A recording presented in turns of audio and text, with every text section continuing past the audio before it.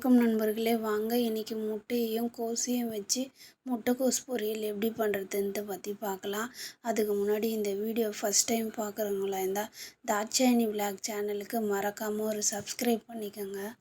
வாங்க வீடியோக்குள்ளே போகலாம். ஸ்டவ் பற்ற வச்சு கடாயை வச்சு எண்ணெய் ஊற்றி அதில் கொஞ்சோண்டு கடுகு, கொஞ்சோண்டு சீரகம் போட்டுக்கலாம். கொஞ்சம் பூண்டு தட்டி போட்டுக்கலாம்.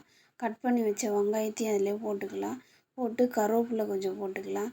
போட்டு நல்லா வதக்கிட்டு அதுக்கப்புறம் கொஞ்சோண்டு மஞ்சத்தூள், ஒரு ஸ்பூன் கார மிளகாத்தூள் வதக்கிட்டு முட்டை ஒரு 4 முட்டை உடச்சி ஊற்றிக்கலாம். கட் பண்ணி வச்ச கோஸையும் போட்டு நல்லா அதை வதக்கிக்கலாம்.